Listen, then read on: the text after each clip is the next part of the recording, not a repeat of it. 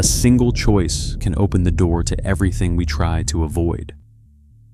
When a forgotten home passed into the hands of a weary officer, he expected only shadows and rot. Instead, he found something that pulled him into a fight far bigger than himself, a fight where hope had teeth scars and a heartbeat. You'll want to hear every moment of it, so like this video, subscribe for more, and tell us in the comments where in the world you're watching. Daniel Hayes was a black police officer, 36 years old, carrying the weight of scars, both visible and invisible. He had once walked with pride in his uniform, but a single night in Denver had shattered the foundation of everything he believed about justice and his role in it. A hostage situation spiraled out of control, and though his superiors cleared him of blame, a boy had died. That sound, that last cry, haunted him every night. People told him he needed rest, but what he really needed was penance, silence, and the chance to disappear into a place where no one asked questions. Willow Creek, a small mountain town barely on the map, seemed like that place. When he heard about an abandoned farmhouse being auctioned for $10 through a tax loophole, he took it. He did not take it because he needed shelter. He had enough savings and could have rented an apartment in town. He bought it because something broken called to him, something abandoned, yet waiting much like himself. Driving his old Ford pickup along the gravel road, the engine rattling, he arrived at the property. It looked worse than he imagined. The roof sagged as though it carried the weight of too many storms. The porch leaned forward like an old man too weary to stand tall, and vines had crept through cracked window frames. Townsfolk muttered that the place was cursed. Some said a young woman named Claire once lived there, vanished without a trace, leaving behind only whispers. Daniel had no use for curses. He knew what haunted houses carried not spirits, but memories of cruelty and silence. He stepped from the truck, his boots crunching frostbitten weeds, and slung a duffel over his shoulder. Unlocking the warped front door, he entered, and the smell hit him instantly: mildew, damp wood, and the strange hollow cold that clung not only to walls, but to hearts. Dust floated in lazy spirals, cobwebs stretched across the ceiling corners, and furniture left behind sat broken and useless, like bones of forgotten times. He walked from room to room out of habit, his finger flipping light switches, though he knew the power had long been shut off. The kitchen ceiling was stained by water damage, rodent droppings scattered near the sink, and the living room offered nothing but a broken rocking chair and the blackened remnants of an old fireplace. None of it mattered to him. He had lived with worse inside himself. But then he reached the basement door. The air shifted. It wasn't only colder, it was heavier, like it pressed against his chest. He hesitated, listening. Silence. His training tugged at him. When silence feels wrong, something lives in it. He opened the door slowly, the hinges crying like something long neglected. Flashlight in one hand, the other brushing the grip of his service weapon, he descended the creaking steps into the dark. The basement was unfinished, with a dirt floor, exposed beams and crates rotting in a corner. He swung the light slowly across the space until it caught a shape at the far end. At first it seemed like a bundle of old rags. Then it moved. Two amber eyes glinted back at him. Daniel froze. A German shepherd lay hunched in the shadows, ribs jutting against dull, matted fur scars marking her body, one ear torn and ragged. She tried to rise, her hind leg shaking, but she collapsed with a pitiful whimper. She didn't growl, didn't bare her teeth, only watched him. Her swollen belly twitched faintly, revealing her secret: she was pregnant. Daniel's throat tightened. "Jesus," he muttered softly. He lowered the flashlight beam, crouched slowly, and whispered, "It's okay." His voice was different, stripped of command, carrying the same gentleness he once used to calm children after raids. The dog trembled but did not resist. He took off his jacket, inched forward, and wrapped her fragile frame. She was shockingly light, her spine like brittle sticks beneath his arm. He lifted her gently, carrying her up the stairs, and felt her heartbeat against his chest, a fragile rhythm, but steady. Outside, the wind picked up, rattling the shutters and carrying the sharp scent of snow. Daniel placed her carefully on the back seat of his truck, turned the heater high, and dialed the town's only veterinarian on speakerphone. The line clicked, and a tired voice answered. Dr. Olivia Mendez, a woman known in Willow Creek for her sharp tongue but softer hands, listened. "Clinic's closed," she said bluntly. "It's Officer Hayes," he replied. "I just bought the old farmhouse. There's a German Shepherd here. She's starving, scarred, and pregnant. She won't make it without help." A pause. Then Olivia's voice softened, though it carried impatience. "Bring her to the back door. Don't expect coffee." "Didn't plan to," Daniel answered, a small smirk flashing across his tired face. At the clinic, Olivia limped to the door gloves already on. A car accident years ago had given her a permanent limp, but her hands were quick and steady. Daniel lifted the dog from the truck, her body limp in his arms. "She have a name?" Olivia asked. Daniel glanced at the trembling shepherd, then back at the vet. "She does now," he said quietly. "Hope." They laid Hope on the examination table. Olivia's hands worked quickly, checking her heartbeat, injecting fluids, cleaning wounds. Malnourished, old scars and fresh ones, puncture marks here likely tethered, and pregnant, 4, maybe 5 pups. Hope whimpered softly as Olivia worked. She wouldn't have made it another day, Olivia muttered. Daniel stood nearby, arms crossed, jaw tight. He didn't speak, but his gray eyes didn't leave Hope. Midnight passed before he left the clinic. Driving back to the farmhouse, the town around him silent and empty. He thought about the whispers he had heard the woman named Claire, who had vanished from this very house, the way people avoided it, as if fear itself had nested there. With his tool belt strapped on, he descended the basement steps again, flashlight and crowbar in hand. The dirt floor smelled of rust and mold, and the beam of light picked up dust motes swirling like ash. He forced himself to move slowly, inspecting what he had missed the night before. That was when his boot scraped against something metallic beneath the dirt. Kneeling, he brushed away soil and uncovered a thick iron chain, one end rusted through the other, still bolted firmly into the ground. The weight of it told him it had once held something, or someone against their will. Following the line of the chain, his light caught on a twisted cage leaning against the wall. Its door bent inward, its size so small it could barely contain a grown shepherd. Inside was a chewed rubber ball, its surface gnawed down to scraps. Daniel's chest tightened. The idea of confinement didn't disturb him as much as the scale of cruelty it represented. This wasn't a kennel, it was a prison. He reached down again, and this time tugged free, a crumpled photo wedged beneath the bars. It was water-damaged, the colors bleeding into one another, but still clear enough. A young woman knelt on a blanket, her smile wide and bright, her arm draped around a healthy German shepherd. The dog's amber eyes were unmistakable. This was Hope years ago, before the scars, before starvation, before she had become just a shadow of herself. On the back of the photograph, in smeared ink, were the words, "Claire and Hope Spring Picnic." Daniel's hand shook slightly as he turned the picture over again. This woman Claire had once lived here, her life woven with the life of this dog. Now both were broken fragments of a story no one had finished telling. He slipped the photograph into his pocket, the weight of it heavier than it looked, and leaned against the cold stone wall of the basement. The silence pressed in, but it was no longer the silence of emptiness. It was the silence of truth clawing to be heard. He thought about the whispers in town about Claire disappearing, about how no one had ever asked enough questions.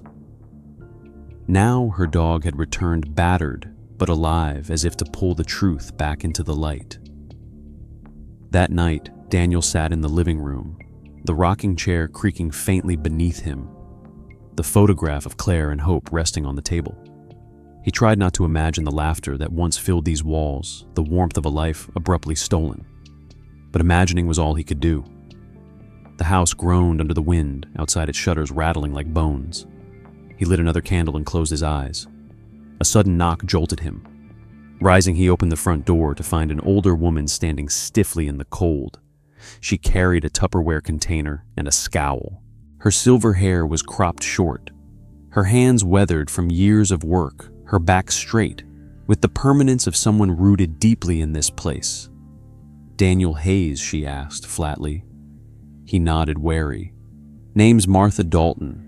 Lived 2 doors down before folks gave up on this place. Figured you wouldn't remember to eat."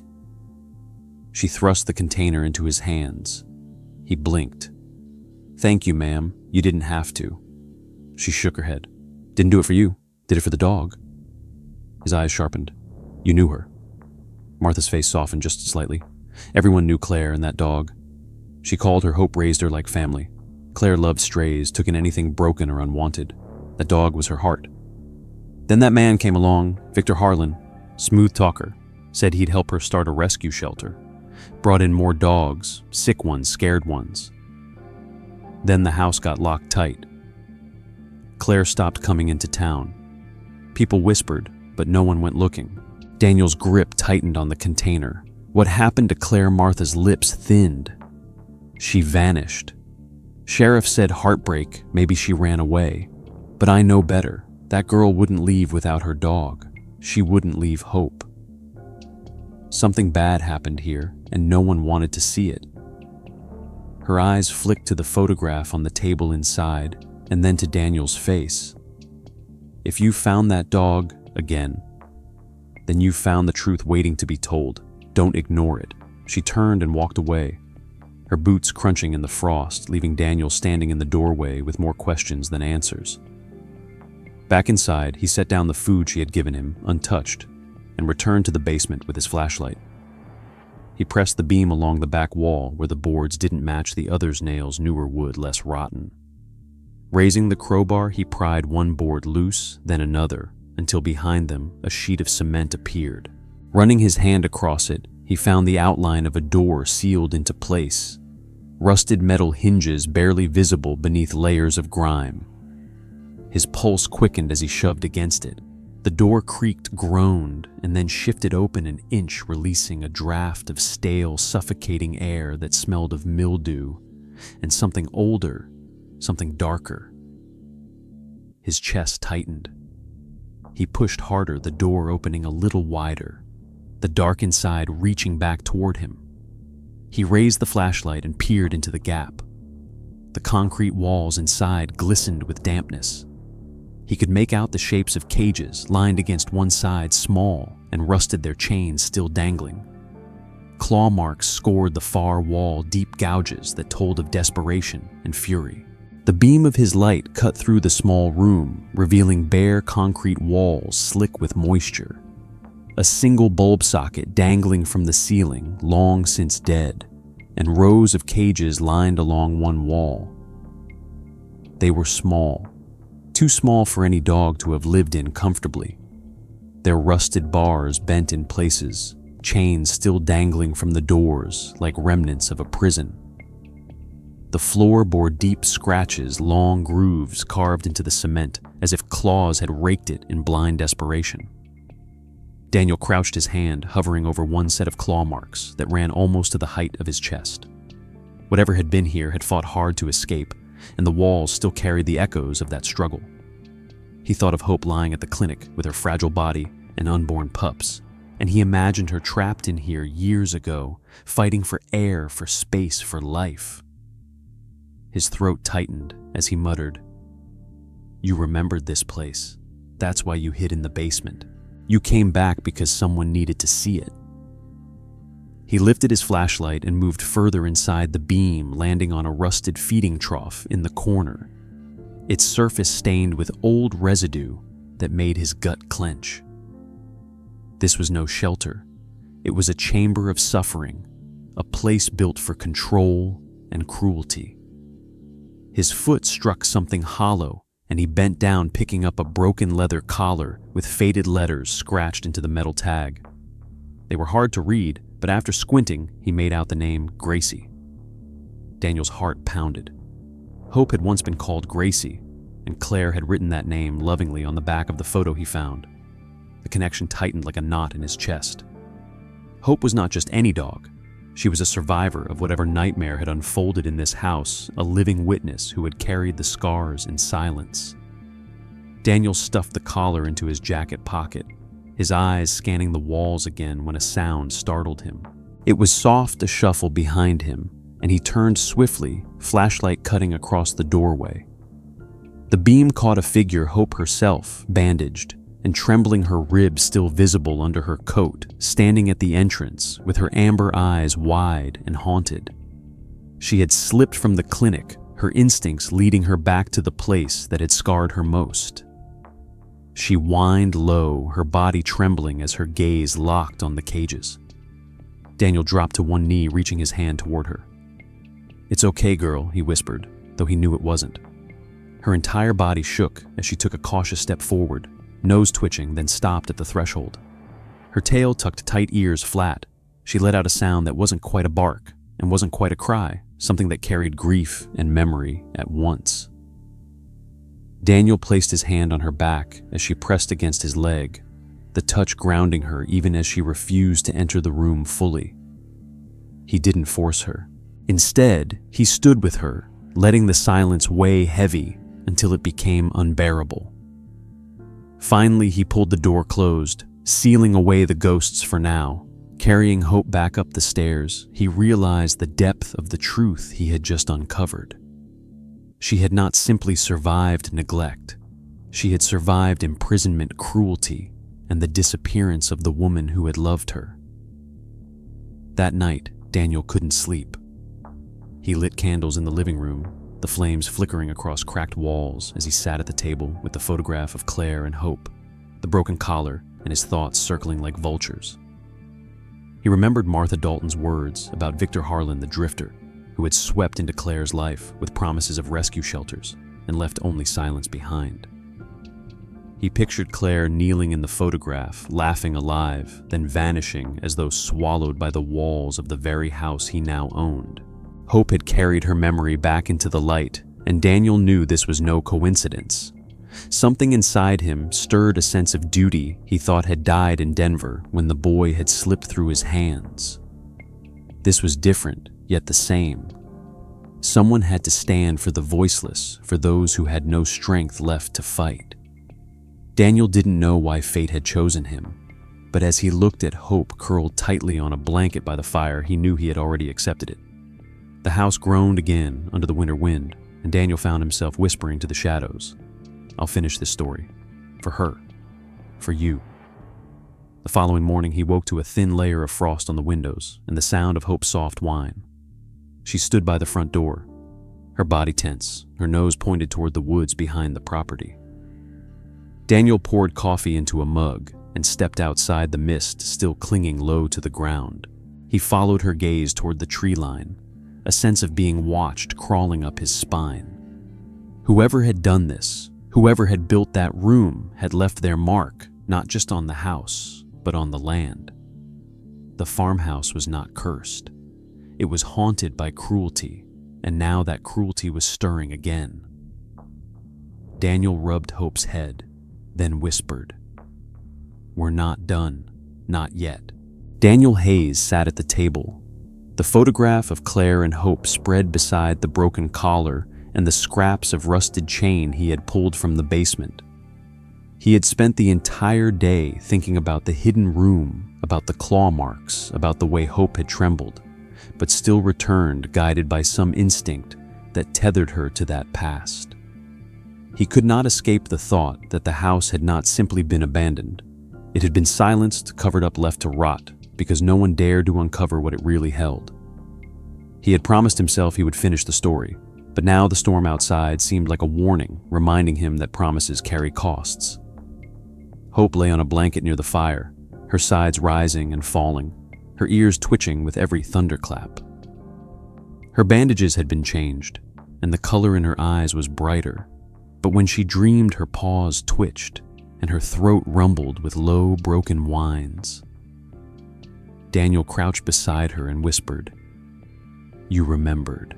You're not letting me walk away from this, are you?" She blinked slowly as if answering. The storm raged louder, and suddenly Hope rose, ears perked, nose pointed toward the back door. She growled deep in her chest, not from fear, but recognition. Daniel grabbed his flashlight and jacket, following her into the downpour. Rain soaked his collar within seconds, the cold biting into his skin. Hope bounded into the yard, barking sharply, circling the old elm tree that leaned at the edge of the property. Her paws tore at the muddy ground, clawing wildly, flinging clumps of earth behind her. Daniel dropped to his knees, pressing his light against the base of the tree. Mud clung to his fingers as he dug alongside her until his hand struck something solid and metallic. Heart pounding, he cleared more soil until a rusted latch appeared connected to a small safe buried deep among the roots. "How the hell did you know?" Daniel whispered, looking at Hope, who now stood panting, eyes locked on the object as though she had been waiting years for this moment. It took both his strength and a heavy rock to snap the rusted latch.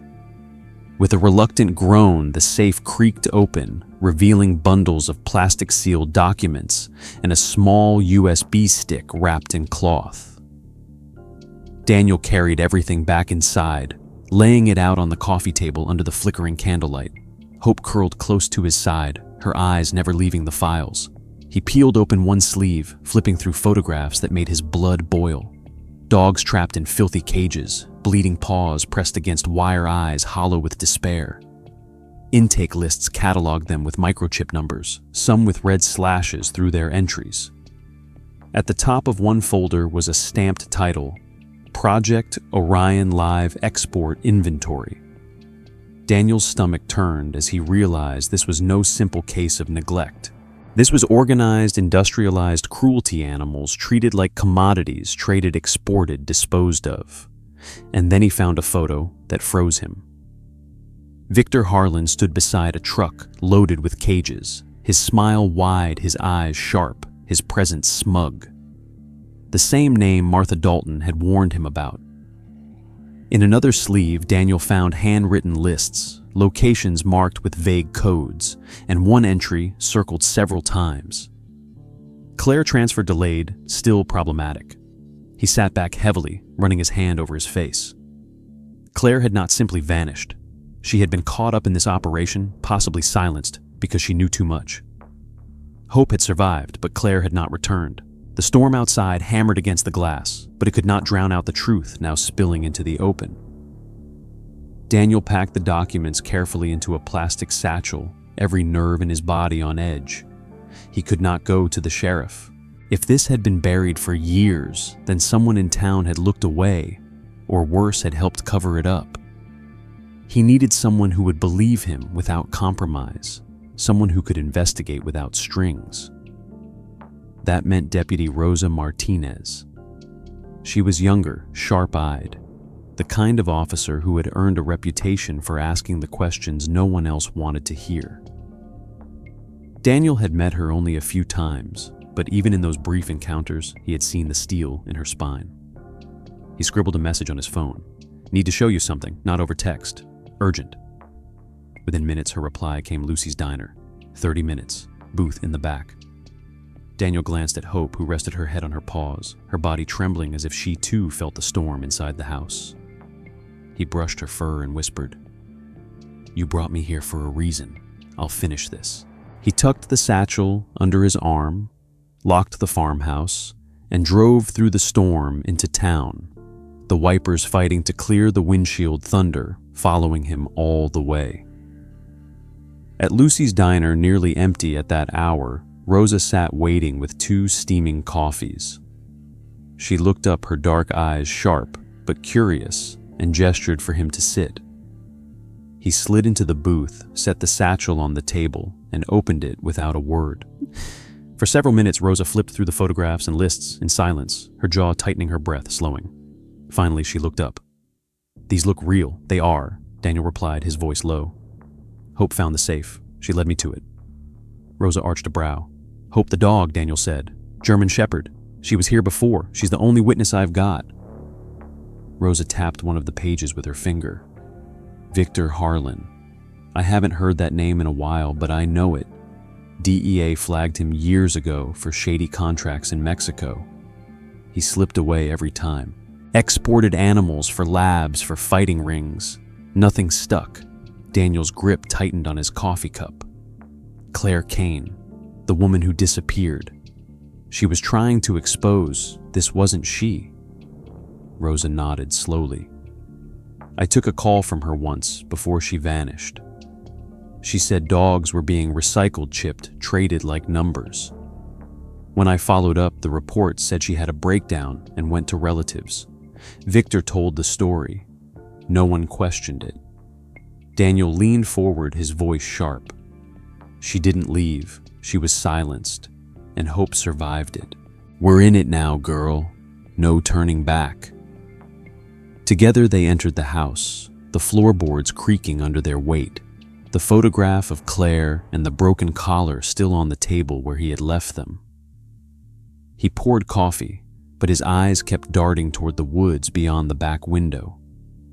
He couldn't shake the feeling of being watched. Hours passed, the mist refusing to lift. Daniel worked through the files again, marking entries, piecing together names and codes. Hope lay near the fire, but every so often her head shot up, ears pricked toward the tree line.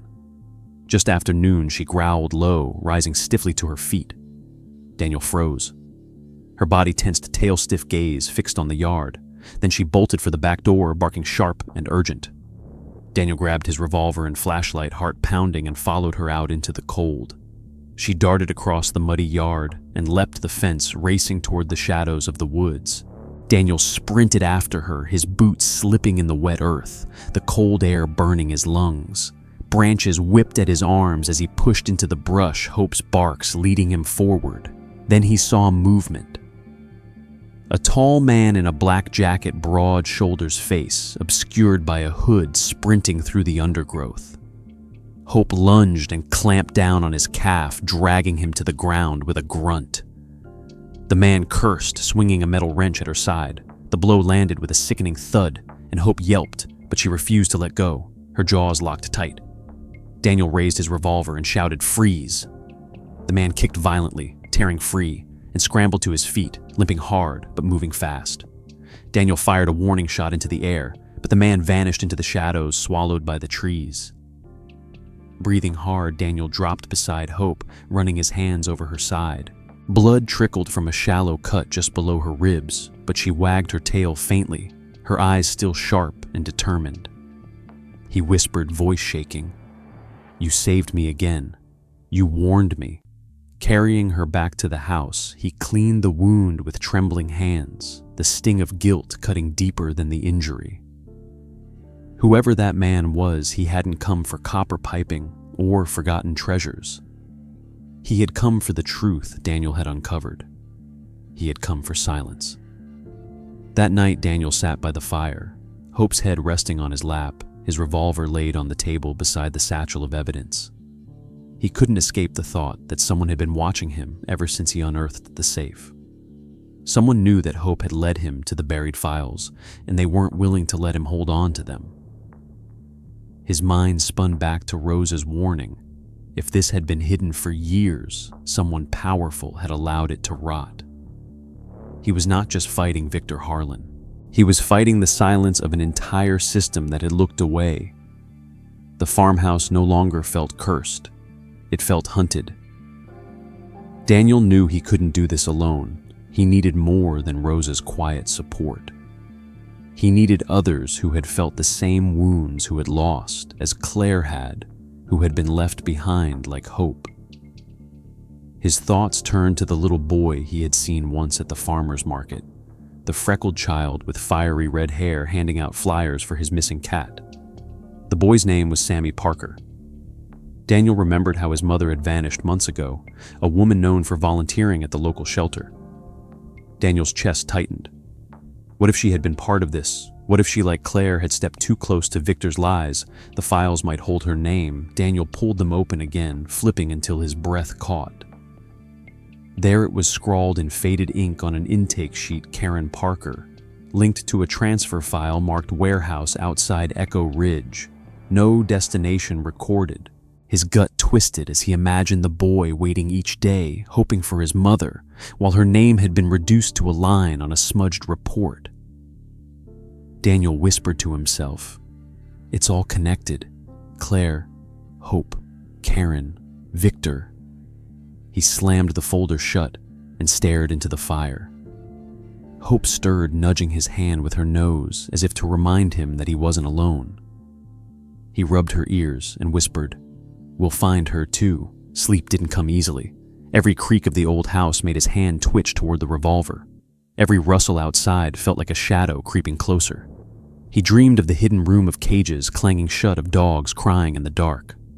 When he woke, sweat drenched his shirt, but Hope lay beside him, breathing steady, grounding him in reality.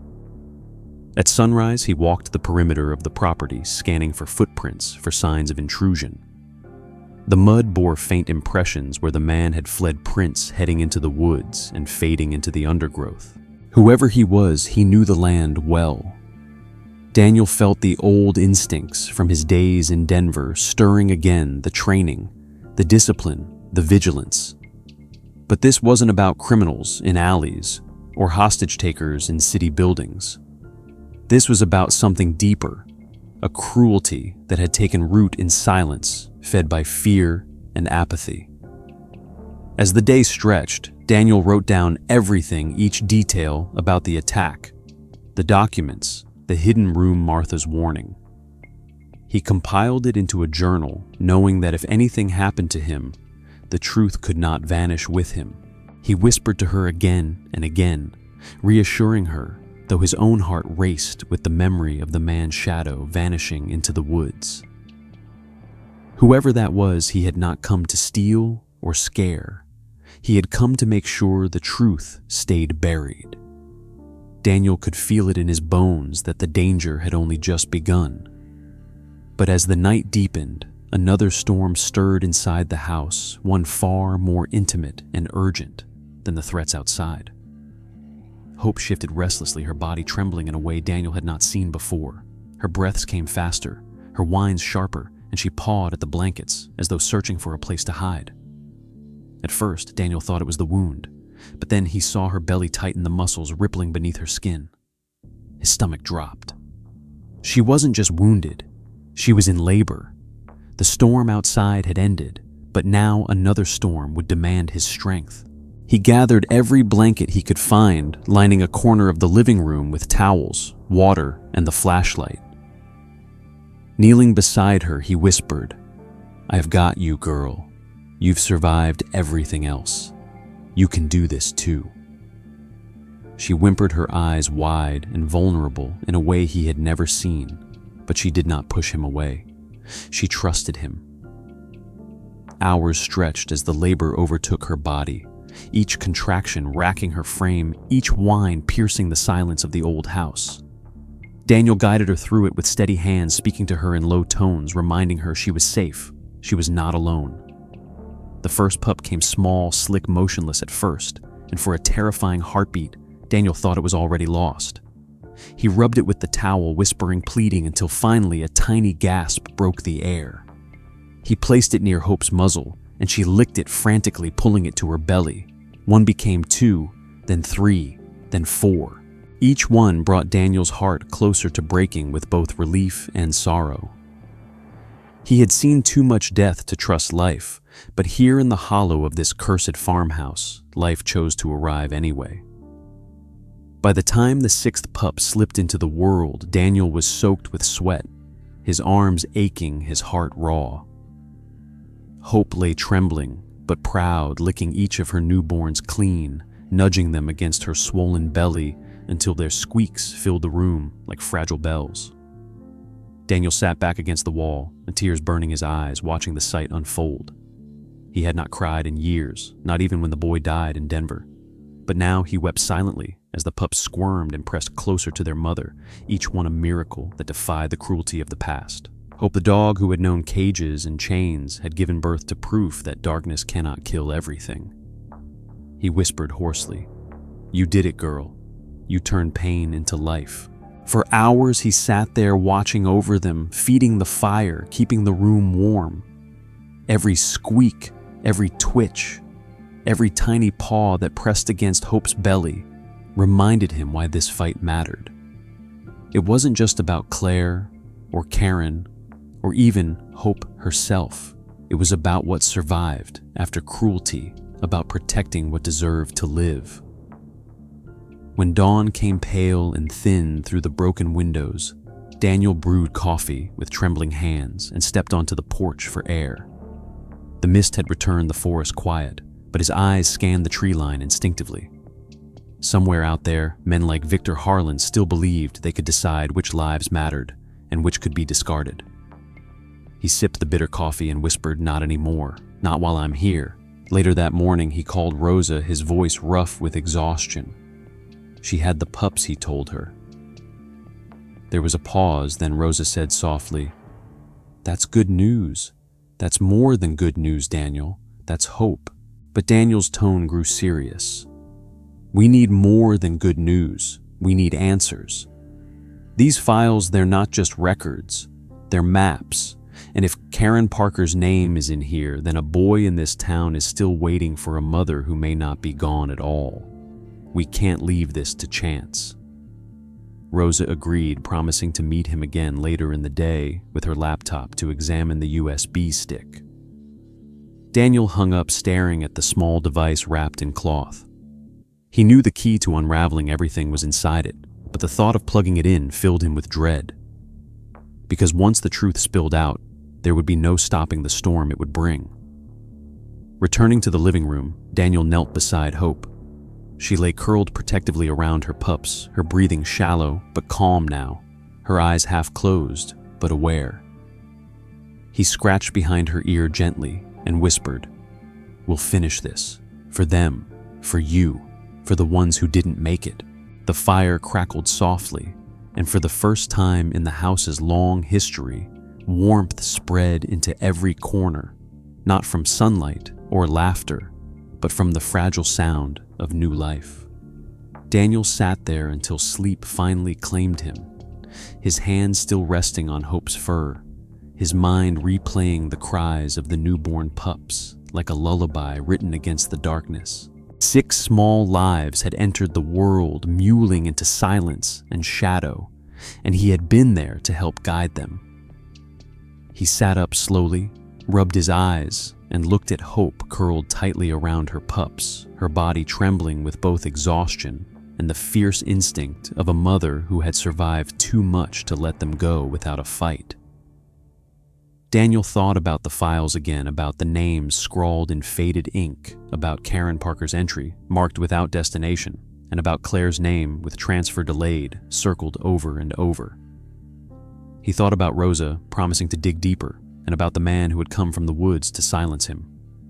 He could no longer deny it. These women had been trapped just like the dogs their stories buried, along with every cruel secret inside the farmhouse. He poured himself bitter coffee, strapped on his revolver, and opened the satchel, again scanning the microchip lists until one detail caught his eye. One ID number stood out still, marked active in red ink. The name beside it was Bellamy. Rosa had told him the night before that most chip signals would be dead ends, but if one was still active, it meant something was out there. He knew this was the thread he had to follow. He called Rosa immediately, his voice hard. "We have a lead. The chip named Bellamy, it's still active. We track it. We find the trail." Rosa didn't hesitate. "I'll bring my laptop and equipment. Meet me in an hour." When she arrived, dressed in plain clothes, her hair pulled back in a messy bun, her eyes scanning the woods as though expecting another shadow. Daniel could tell she felt the same weight pressing on them both. She set up, quickly connected the USB, and began pulling data from the files, cross-referencing the chip IDs with the map of the area. "There," she said, finally pointing at the screen. "It's weak, but the signal's coming from deep in the northern woods. If it's Bellamy, it's tied to this whole thing. We follow it. We may find more than just a dog." Daniel nodded, his jaw tight. He strapped his jacket and checked his revolver again. Hope limped to the door, her body thin, but her eyes fierce. He crouched, stroked her head, and whispered, "Not this time, girl. You stay here with your pups. You've done enough." But Hope growled low, nudging her nose against the door. her body trembling as if she knew the path they were about to walk was hers to lead. Rosa glanced at Daniel. She knows where to go. Sometimes you follow the one who's been there before. Against his instincts, Daniel relented, letting Hope climb into the truck with them. The drive into the northern woods was rough. The dirt roads slick from days of rain, the trees pressing in on both sides until the world felt shut off. Rosa tracked the signal on her screen, the beeping faint but steady, until it guided them to a clearing where an old sign leaned half-buried in mud. The words were faded, but still legible. North Echo Animal Rescue temporarily closed. Daniel's stomach twisted. The place looked like a sanctuary on the outside. Faded pamphlets still taped to the windows. Photographs of smiling children holding dogs, the lie painted carefully to hide the truth. Hope leapt from the truck before he could stop her, bounding to the entrance, pawing frantically at the door. Daniel drew his revolver, Rosa covering his side, and pushed the knob. It turned too easily. Inside, the air was wrong, reeking of antiseptic and damp fur, but beneath it was the metallic sting of fear. The front lobby was staged old posters and donation boxes still in place.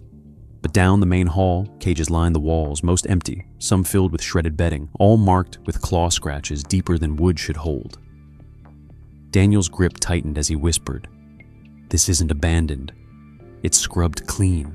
Hope darted suddenly, racing down a side corridor and stopping before a heavy metal door. Her body shook, her nose pressed to the frame, and she let out a long, mournful sound that made Daniel's heart crack. He shoved the door open. Inside was a bare room lit by a dangling bulb, and in the corner, on a cot too small to be called a bed, sat Claire Kane. Her hair was tangled and streaked with dirt. Her arms wrapped around her knees, her eyes hollow yet unmistakable. Beside her sat another woman, taller, her auburn hair streaked gray, her frame gaunt but unbroken. Daniel recognized her instantly from the file and the whispers of the town. Karen Parker. For a heartbeat, no one moved. Then Hope lunged forward with a cry, crashing into Claire, pressing her face against her chest, tail wagging in a blur as she whined and trembled. Claire let out a sob, clutching Hope so tightly it seemed she feared letting go would send her back into the dark. Rosa's eyes widened, her hand covering her mouth, her voice breaking. "Oh my God, they're alive!" Karen stood shakily, her voice rough from disuse but clear. "You're not with them." Daniel shook his head firmly, lowering his weapon. "No, I'm Officer Hayes. We're here to get you out." Tears spilled down Claire's face as she pressed her forehead against Hope's. "I thought she was gone. I thought she was dead." Daniel's chest tightened as he answered softly, "She thought the same about you." Rosa moved quickly, pulling blankets from her bag, wrapping the women, guiding them out as Daniel covered the rear. Every shadow felt like it could spring to life. Every echo down the hallway made his finger twitch near the trigger. But no one came. They walked out into the pale gray light of the clearing, the women shivering, Hope refusing to leave Claire's side. For the first time in years, the farmhouse's ghosts had names and voices again, pulled out of silence by the dog who refused to forget. That night back in town, Claire and Karen sat wrapped in blankets at the precinct, sipping hot tea with trembling hands, paramedics checking their vitals. Rosa filed an off-book report, careful not to draw the sheriff's attention, while Daniel sat outside the interrogation room, his hands folded, his chest heavy. He had found them. Hope had led him straight into the heart of what had been buried, and now he knew there was no going back. This was no longer just about a cursed farmhouse or a missing woman. Rosa Martinez leaned against the wall, her notebook ready, but her expression softer than Daniel had ever seen it. Her eyes filled with quiet respect for two women who had endured a nightmare few would have survived. Daniel stood near the door, his arms crossed, every muscle tight, his mind whirring with what questions needed to be asked, but his heart knowing that the answers would wound him. Rosa cleared her throat gently, and the room fell into silence, except for the occasional whimper from Hope's pups being watched by a trusted neighbor. "Tell us what happened," Rosa said, her voice calm, deliberate, inviting truth instead of demanding it. Karen spoke first, her voice rasping with disuse but growing steadier as the words poured out. It started the night I went looking for a missing pit bull. She was evidence in a cruelty case, and I couldn't let her vanish. Someone told me she'd been transferred to a rescue center on the edge of the county. I went to check, and when I got there, they acted polite, friendly, even told me she'd been adopted, offered to show me the facility. I believed them. That was my mistake. Once I stepped inside, the doors locked behind me. Phones taken, freedom gone. Her jaw clenched, her eyes narrowing as she remembered. They didn't chain us like the dogs. They used us. They said we were too valuable to waste. We cleaned wounds, fed the animals, helped with litters. We became the masks they wore to convince anyone curious that this was a legitimate shelter. And if we hesitated, if we asked about leaving, they reminded us that others had tried and disappeared. Claire's voice cracked as she added, I was one of those others. I went looking for hope. She was everything to me, my family, and when she vanished, I followed every lead until it brought me to Victor Harlan. He promised me a chance to help more animals, promised we could build something beautiful. But it was all a lie. He didn't want a shelter. He wanted a front. He brought in sick dogs, wounded ones, animals stolen from backyards and shelters, and he turned them into currency. When I begged him to stop, when I threatened to go public, he smiled and said some pain was necessary for profit. She pressed her face into Hope's fur, tears sliding down her cheeks, her words muffled. They made me patch up fighters. They made me hold dying puppies, and when I screamed at them, they laughed. They said no one would believe me, that I was just a sentimental girl who had lost her mind over a dog. Karen's eyes hardened. The grief in them sharpened into anger. They treated us like tools. They told us if we didn't cooperate, they'd throw us in the cages with the animals. And maybe they would have. We watched them discard the weak ones. We watched them ship crates marked for lab testing. And the worst part? They smiled while they did it. Rosa's hand tightened around her pen, her knuckles white. Daniel's jaw clenched until the muscle twitched, his gray eyes fixed on the floor, because if he looked directly at them, the weight of their words would break him in half. But he couldn't look away for long. He owed them his eyes, his ears, his strength. Claire lifted her head, her voice shaking. Victor came once a month, always the same expensive coat, always the same smug expression. He'd walk through the kennels pointing at the dogs, deciding who lived, who died, who was worth more. One night he saw Hope. She had been bred too many times, scars all over her body, but she still fought to stay alive. He looked at her and said, "That one's trouble. Should have been put down already." Hope whimpered softly at the sound of his name, pressing closer to Claire, her ears flat, her body trembling as if the memory itself was a wound. Daniel's throat burned, his fists curling at his sides. He forced himself to ask, "Why keep you alive? Why not make you disappear?" like Claire Karen answered her eyes, meeting his. "Because we gave them cover. People trust women who care for animals. We were the face they showed when donors or inspectors came around, and if anyone got suspicious, they'd trot us out like actors on a stage.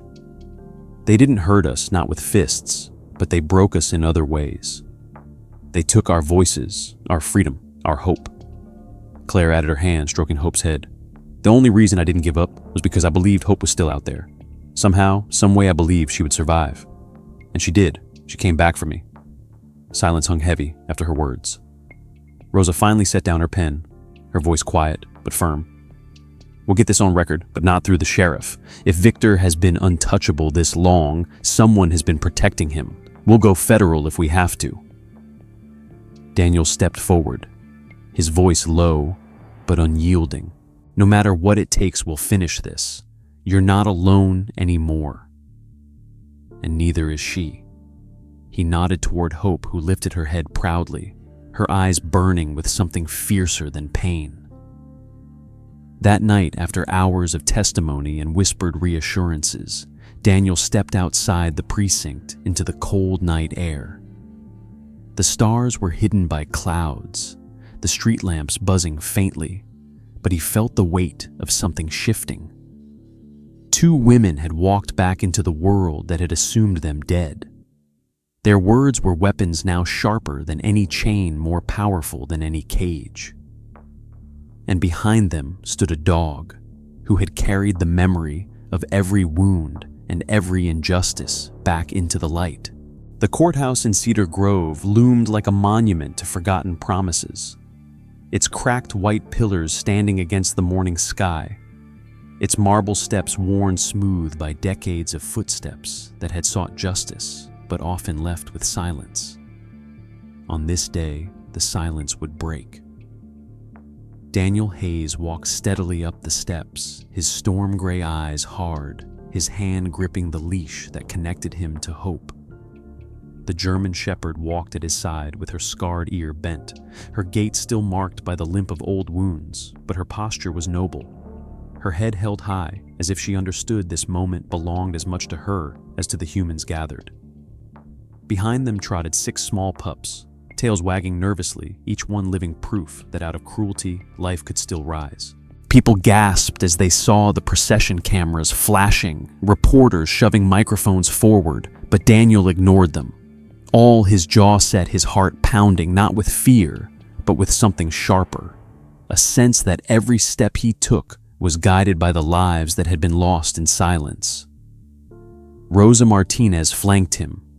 Her badge gleaming her uniform pressed her expression steady, though her eyes flicked constantly to the crowd for signs of trouble. Claire Kane followed close, healthier now, but still carrying the shadows of her captivity, her voice prepared to break chains that had held her for years.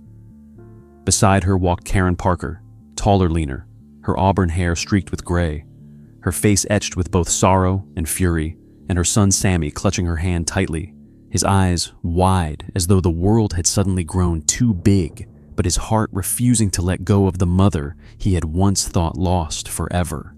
Inside, the courtroom was packed to suffocation. Townsfolk filled the benches, whispering, shifting, waiting. At the front sat Victor Harlan, the architect of suffering, dressed in a charcoal suit, so sharp it looked like it had been cut from arrogance itself. His bald head gleamed under the lights, his steel blue eyes scanned the crowd with practiced disdain, his smirk daring them to believe he could be touched. He had escaped before, hidden behind money lawyers' shadows, but today was different. Today the truth had faces, names, voices, and scars. The judge, Evelyn Drake, a lean woman in her 60s, with silver hair tied back in a bun and glasses perched on her nose like blades, took her seat and called the room to order. The prosecution began with photographs, with ledgers with the USB files Daniel had unearthed from the mud beneath the elm tree, each page projected on a screen, each word searing itself into the eyes of the jury. Rosa testified about the safe, about the data, about the microchip trail that had led them to the hidden facility. But it was Claire who shifted the air. She stepped forward slowly, her legs trembling, her hands clenched into fists that opened only when she touched Hope's fur for courage. Her voice quivered, but did not falter. She told them of the cages, of the chains, of the sick dogs forced to fight, of the puppies who died before their eyes. She told them how Victor had smiled as he said pain was profit. She told them how she had begged, screamed, prayed, and how only Hope's survival had kept her alive in that place of shadows. Every word was a dagger, not shouted, but delivered with the calm fury of someone who had nothing left to lose but the truth. Gasps filled the room. Some people sobbed openly. Others clenched fists on their knees. Victor smirked through it all, but Daniel saw his jaw twitch when Claire mentioned Hope by name, when she described how he had once said she should have been put down. Then Karen stood taller than she felt, her voice like a storm breaking. She told them how she had gone looking for a pit bull and found herself trapped, how she was forced to feed and heal the very animals destined for slaughter, how she watched crates of puppies shipped off to laboratories while Victor laughed and called it business. She spoke of betrayal, of being used as a mask for cruelty, of the faces of dogs who had looked at her with trust and then vanished into the back of trucks. She broke only once when she described the bracelet her son had made for her beads, shaped like little dog bones, the bracelet she had worn every day until they ripped it from her wrist. Sammy cried silently in the back, clutching the replacement bracelet he had made for her since her return. When Karen finished, there was no whispering left, only the heavy silence of hearts cracking open. Rosa stepped forward next, her tone clipped but fierce. She showed the jury the bank transfers, the shell companies, the satellite images of Red Hollow. She named every alias Victor had used, every false company, every lie written on paper. And then she turned and gestured to Daniel. But this case, she said, her voice steady, was not cracked by documents or law enforcement. It was cracked by a dog who refused to forget. A dog named Hope. Daniel led Hope to the center of the courtroom. The pups were ushered to a side room with a handler, but Hope remained. She did not bark. She did not growl. She simply sat in front of Victor, her amber eyes fixed on him with the weight of memory. Silence spread like fire, thick and suffocating. Victor sneered, his voice dripping with contempt. "It's a dog. What can she say?" But he was wrong. She said everything. In her scars, in her limp, in her gaze that did not waver. She carried the testimony of those who could not stand there themselves. She had seen the cages. She had endured the chains. She had survived the pain he had ordered. And in that moment, Victor Harlan looked away first, his smirk breaking his eyes, dropping to the table as though the truth had finally found a way through his armor. Judge Drake leaned forward, her voice cold and cutting. "Let the record show that the witness, though nonverbal, has made a statement." The room erupted in hushed murmurs, some with tears, some with awe, all knowing they had witnessed something that would be remembered long after the trial ended. Outside during a recess, Sammy saw his mother across the room. For a moment, he froze, the fear of abandonment etched into his small shoulders. Then Karen knelt, opened her arms, and he ran sobbing into her chest. "I looked for you every day," he choked. She pressed her face into his hair, whispering, "I never stopped thinking of you." Hope wagged her tail softly, pressing her nose against them, as though sealing the reunion. Daniel watched quietly from the corner, his chest heavy, his heart remembering the boy in Denver he could not save, and thinking that maybe this time he had given a boy his mother back. The old farmhouse on Alder Lane had once been a place of whispers of chains rattling in the dark, of shadows thick with suffering and silence. But in the months that followed the trial, it was transformed into something no one in Cedar Grove could have imagined.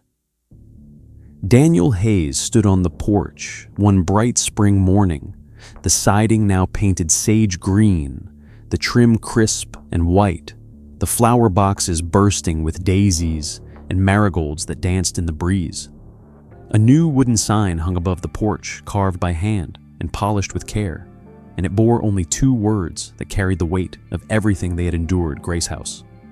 Inside, the air no longer reeked of mildew and neglect, but carried the warmth of shampooed fur, fresh pine, and the faint scent of bread baking in the kitchen.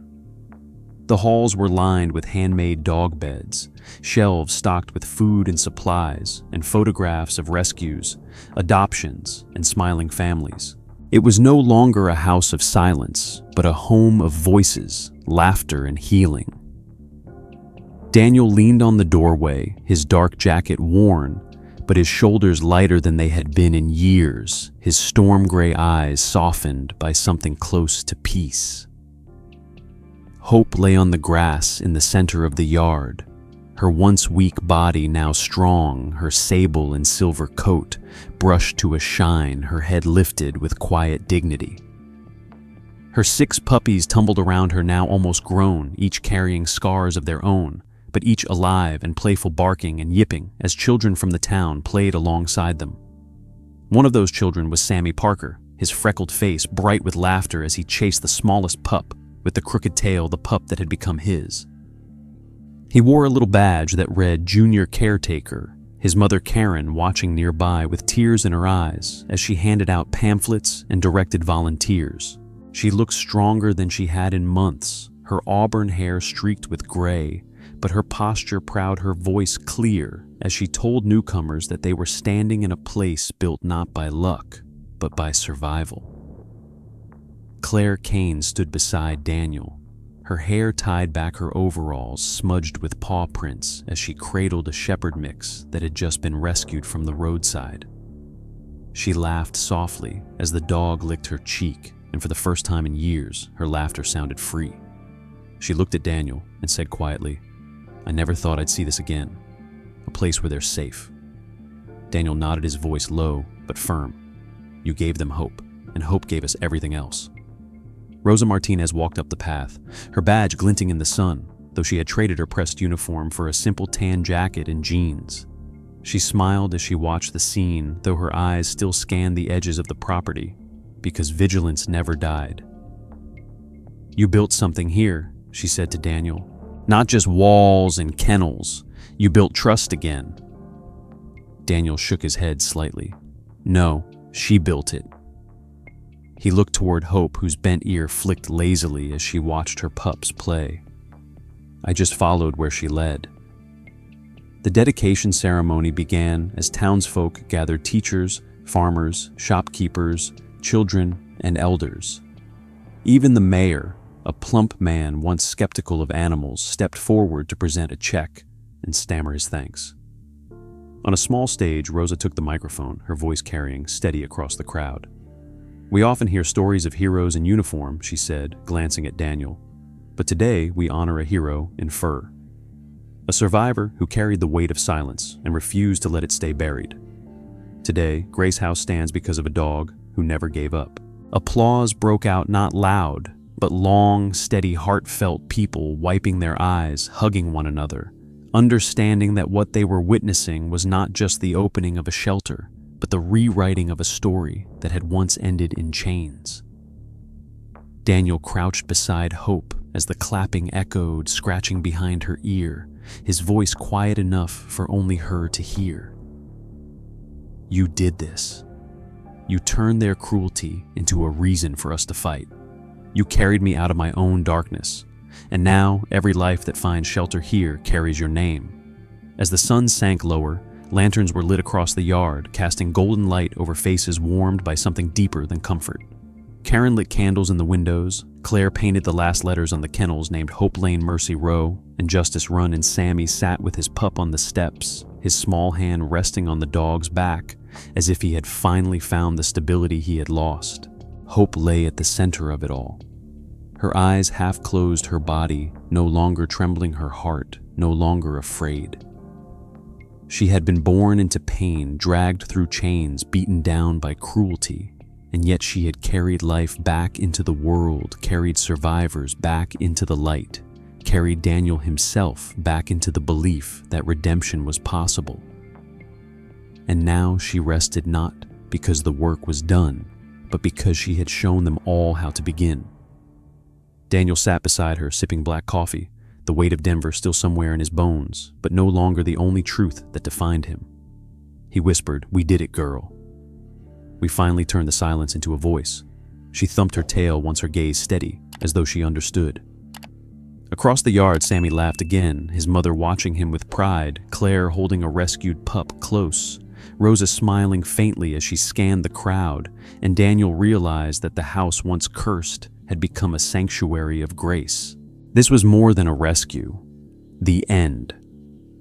If this story touched you, don't let it end here. Show your support with a like and subscribe so more stories of courage and redemption can find their way to people who need them. Tell us in the comments what part of the story stayed with you most, and share where in the world you're watching from.